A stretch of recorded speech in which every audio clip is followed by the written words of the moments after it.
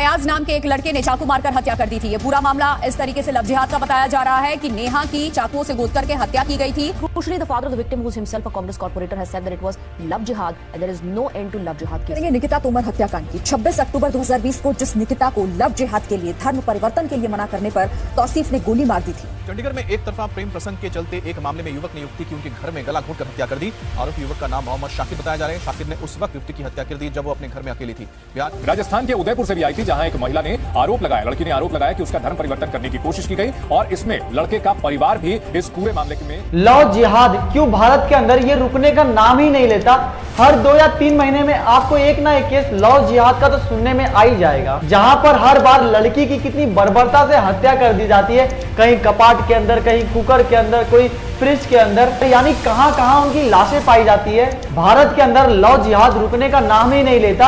अभी आपने इस केस के बारे में सुन ही लिया होगा जो 2 दिन पहले हुआ है, नेहा और फयाज केस के बारे में। नहीं सुना है तो मैं आपको बता देता हूं, 2 ही दिन पहले नेहा नाम की लड़की की कितनी बर्बरता से फयाज नाम के एक लड़के ने उसका कत्ल कर दिया और ये पूरा मामला लव जिहाद का बताया जा रहा है। मैं आपको बता देता हूं कि आखिर वहां पे हुआ क्या था। तो नेहा और फयाज एक ही कॉलेज में जाते थे जहां पे इनकी दोस्ती हुई और नेहा फयाज एक अच्छे दोस्त थे, लेकिन फयाज इस दोस्ती को प्यार समझ बैठा और उसने नेहा को बहुत बार प्रपोज किया कि नेहा मैं आपसे प्यार करता हूं, लेकिन नेहा ने उसके प्रपोजल को एक्सेप्ट नहीं किया, जिसको लेकर फयाज उसे बार बार परेशान करता था। इसी बात को लेकर नेहा ने अपने परिवार वालों को भी बताया था कि एक कॉलेज के अंदर एक लड़का है फयाज नाम का जो उसे परेशान करता है। उस बात को लेकर नेहा के घर वालों ने फयाज को समझाया भी था, लेकिन फयाज उनकी बातों को नहीं मानता और वो एक ऐसा काम करता है जिसकी वजह से नेहा के घर वालों को जिंदगी भर का एक दुख मिलता है। तो 24 साल के इस फयाज ने नेहा के उसके एग्जाम सेंटर से निकलते ही कॉलेज कैंपस के अंदर चाकू से गोद कर तब तक मारा जब तक उसकी जान नहीं चली गई। आप सोच के देखिए कितना डरावना मंजर रहेगा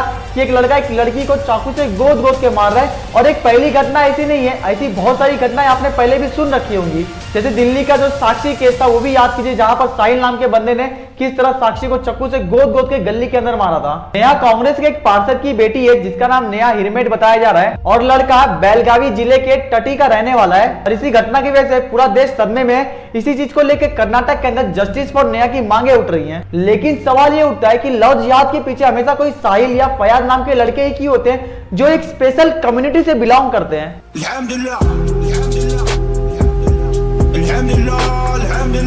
क्योंकि दोस्तों आप जिस स्कूल जाते हैं वो भी उसी स्कूल में जाते हैं, फिर भी उनका माइंडसेट इतना अलग क्यों होता है? वो लोगों को काफिर क्यों समझते हैं? तो इसके पीछे जो मेन रीजन है वो है इनके मदरसे, क्योंकि ये सारी चीजें जो होती हैं ये मदरसों में मिलने वाले ज्ञान की वजह से होती है, जहां पर मौलाना द्वारा ये सब सिखाया जाता है कि जबरदस्ती किसी काफिर की लड़की को अपने प्यार में फंसाओ और उसे शादी करके उसे मुसलमान बना दो। और ये सारी चीजें मैं अपने मन से नहीं बोल रहा हूँ, हवाबाई बात नहीं कर रहा हूँ मैं, ये सारी डॉक्यूमेंटेशन है, आप खुद ही सुनिए इसे। रिपोर्ट्स है और ऐसी मैं डॉक्यूमेंट्री रिपोर्ट्स की बात कर रही हूँ, ऐसा नहीं कि कोई हवाई ऐसी बातें हैं। इस तरह की रिपोर्ट्स हैं जिसमें बाकायदा प्राइस और रेट तय होते हैं कि आप किसी पंडित या ब्राह्मण की लड़की अगर इसको कन्वर्ट करते हैं तो उसके इतने लाख, ठाकुर की लड़की होती है तो इतने हजार, इतने लाख, और इस तरह से कैटेगरी है अलग अलग, दलित, SC ST OBC, अलग अलग उसके हिसाब से प्राइस सामने होती है। इनफैक्ट कई सारी मीडिया रिपोर्ट्स ऐसी भी आई हैं जिसमें ऑन कैमरा लड़का इमाम साहब ने हमें इस तरह से बोला।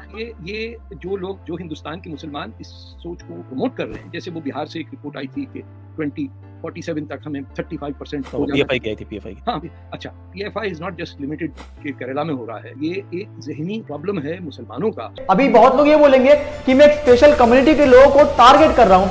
मैं टारगेट नहीं कर रहा हूँ, मैं बस रिकॉर्ड्स की बात कर रहा हूँ। जो चीजें सोशल मीडिया साइट पे अवेलेबल है मैं उन्हीं चीजों को उठा के यहाँ पे बात करूंगा और आप भी उन बातों से एग्री कहीं ना कहीं करोगे। सोचिए हर बार मुसलमानों को ही क्यों टेररिज्म के लिए, जिहाद के लिए टारगेट किया जाता है, और अब तो लव जिहाद के भी मामले आ गए। तो ये अपने बच्चों को भी सिखाते हैं कि लव जिहाद करके लोगों को ऐसे कन्वर्ट करना है। और इनका यहाँ पर एक सिस्टम है कि अगर आपने मान लो किसी को मुसलमान बना दिया तो ये आपको कांग्रेस करेंगे कि शाबाश तुमने इसको मुसलमान बना दिया।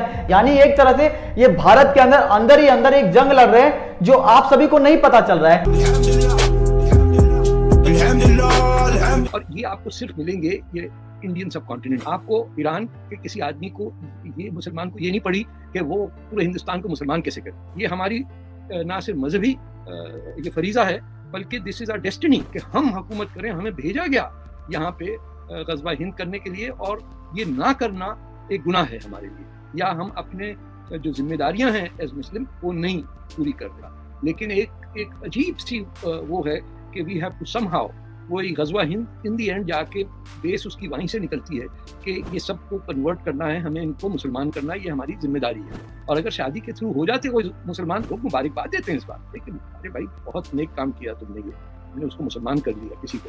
इसलिए इससे बड़ा मुसलमान नहीं समझता कि उसकी एक्टिविटी या अल्लाह ताला के लिए या इस्लाम या प्रॉफेट मोहम्मद की खिदमत में इससे बड़ा क्या वो कदम उठाएगा कि किसी कोट एंड कोट काफिर, which is a very derogatory word, काफिर को राह रास्त पे लाके मुसलमान बना। तो बस उसकी तो जन्नत में जगह मखसूस हो। लेकिन इतनी सारी चीजें होने के बाद भी हमारे हिंदू धर्म की लड़कियां इस बात को समझना ही नहीं चाहती। वो तो हमेशा बोलती हैं कि मेरा वाला अलग है, अरे तेरा वाला कैसे अलग है। जिसे तुम लोग प्यार बोलते हो, उनके धर्म के अंदर 4-5 शादियां करने की रिवाज है। और जो औरतों को बच्चा पैदा करने की मशीन समझते हैं, अपनी कौम को बढ़ाने के लिए, वो आपके साथ प्यार नहीं, वो जिहाद करते हैं। जहां पर औरत को आजादी नहीं होती, उसे बुर्के के अंदर ढक के रखा जाता है, घर के अंदर बांध के रखा जाता है, 3 तलाक बोलने पर तलाक कर दिया जाता है। जहां पर तलाक देने के बाद हलाला जैसे रिवाज है, जहां पर औरत की कुछ नहीं सुनी जाती। ये मैं अपने मन से नहीं बोल रहा हूं, आपके अगल बगल जितने भी मुसलमान लोग रहेंगे उनसे पूछ लेना कि फैमिली में मेंबर कितने हैं। आप खुद ही जान जाओगे कि 70% से ज्यादा मुसलमान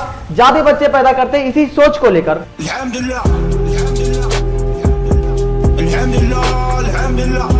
और मैं यहाँ पर सारे मुसलमानों की बात नहीं कर रहा हूं, लेकिन वो मुसलमान जिनको ये सारी चीजें पता है कि ऐसी चीजें मदरसों में होती है, तब भी वो कुछ नहीं करते, ना कंप्लेन करते, ना कभी इसका विरोध करते कि सारी चीजें नहीं की जानी चाहिए। भले ही आप ऐसा नहीं कर रहे हो, लेकिन आप कहीं ना कहीं जिम्मेदार तो हो, क्योंकि आपको पता है तो भी आप उस चीज को रोक नहीं रहे हो। जिस तरह से भारत के अंदर सभी धर्मों को लेकर सम्मान है, मुझे कभी नहीं लगता कि भारत के अंदर लव जिहाद और टेररिज्म कभी रुकने वाला है। क्योंकि जब भारत देश का विभाजन ही हिंदू मुसलमान के बेस पे हुआ था, तो आप कैसे सोच सकते हो कि भारत में जो मुसलमान है वो ये चीजें नहीं करेंगे। मैं फिर बोल देता हूं, मैं सभी की बातें नहीं कर रहा हूं। कुछ ऐसे मुसलमान जो भारत के अंदर फूट डालने का काम कर रहे हैं, ये उनके लिए है। मैं तो यहां पर अपने देश के मुसलमानों से अपील करना चाहता हूं कि आपको भी पता है कि मदरसों के अंदर क्या हो रहा है, मौलाना क्या सिखा रहे हैं, क्या सही है क्या गलत है। आप आवाज उठाइए उस चीज को लेकर, वरना धीरे धीरे आपकी पूरी कौम भारत के अंदर बदनाम हो जाएगी। तो थैंक यू दोस्तों वीडियो को पूरा देखने के लिए। अगर आपको इस वीडियो से थोड़ी भी वैल्यू मिलती है तो चैनल को सब्सक्राइब करके वीडियो को लाइक कर दीजिए। और जस्टिस फॉर नेहा, उस फयाज नाम के लड़के को कड़ी से कड़ी सजा मिलनी चाहिए, जिससे आगे जाके लोगों को ये संदेश मिले कि ऐसा नहीं करना चाहिए। क्योंकि दोस्तों आप बहुत सारे केसेस सुनते रहोगे, ऐसे लोग को तो चौराहे पे फांसी दे देनी चाहिए। तो थैंक यू दोस्तों, जय हिंद।